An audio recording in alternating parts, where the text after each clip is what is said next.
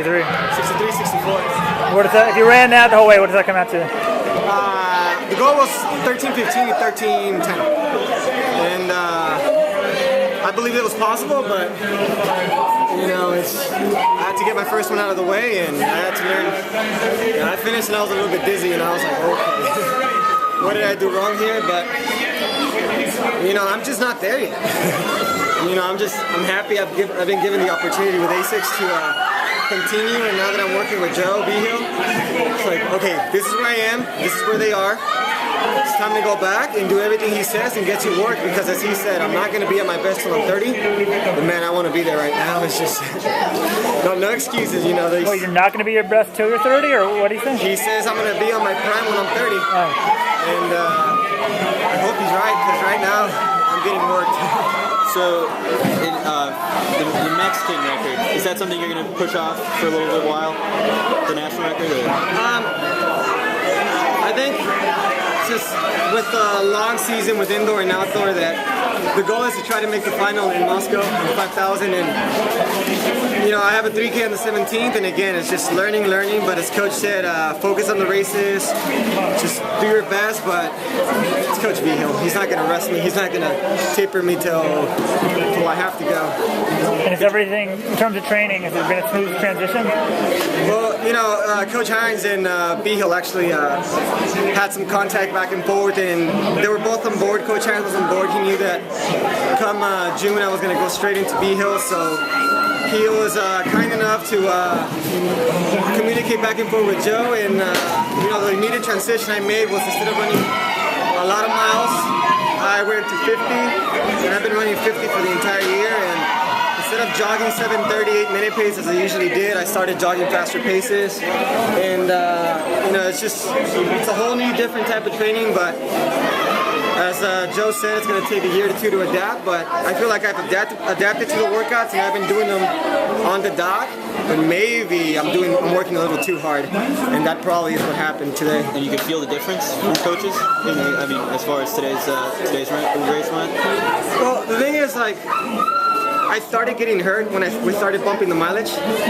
Last year I ran 27:32, and I was running about 60 indoors, so I've always been low mileage, and you know, Cam was running 160, so I got carried away, and Coach didn't question it. We went up to about 100 miles and hurt my hip. Workouts weren't going great. Went back after the Olympics, running hundreds. I think I had a week or two in there at 120, and my hip gave out.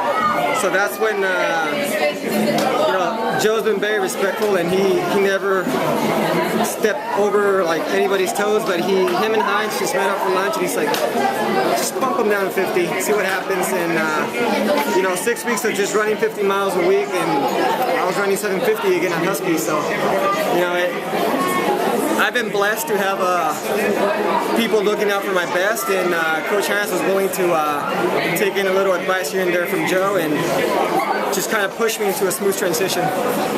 But I'm not there yet. It's going to take a while to get used to that Joe Vigil training. And how did you decide the 5 versus the 10 this year? You know, I ran the 10K last year because the way the Mexican Federation put it is give us an A standard, and naturally I feel like I'm better in the longer distances. So, you know, I was desperate. I wanted to go to London, and I felt like all my doors were being closed, and you know, they said give me an A standard, and I told Coach Hines, throw me in a 10K, I'll give him an A. And I was just bluffing, but I ran 27:32, but I feel like I need to work on my speed, and I need to get beat, and I need to learn how to tolerate these surges, and the only way to do it is running prelims and finals in the 5,000 at Worlds. So eventually, do you think you run the 10 on 50 miles a week, or is the plan to gradually bump that up? Or you know, we keep a lot of contact, and we've met up and everything. For now, 50. You know, it sounds crazy. It took me a while to believe him, but my long run is just 10 miles right now, so I don't question anything. Eventually, we'll move up, but he's not the type of person that dictates what to do. I said I want to be a 5,000 5,000 meter runner, and he said, let's do it. And he said that as of now, I'm staying around 50 to 60, and that's what I'll be doing. How'd you decide to work with him? I've always looked up to Joe. I mean, I'm surrounded by great coaches, and you know, coming out of high school, everybody talked about going to Adams, and I was like, I did the research, like, okay, Joe Vigil. So I always believed that if he could take 10-minute 2-milers and turn them into sub-14 guys. Coming out of college, I was a 27:32 the year before, so I was like, okay, maybe he can make me break 27, maybe he can make me go 12:50s, and sure enough, I talked to him, and at first he was kind of like, you know, I'm working with Brenda, this and this, but he wasn't too excited. And then I constantly kept in contact with him, and eventually he just gave me the go, and he said, I want to talk to your college coach, and I want him to be on board with the plan. I want to give him the surprise in June, and you know, he's willing to work with me. You dropped the A6 reference in there very smoothly, like the what? The A6 reference.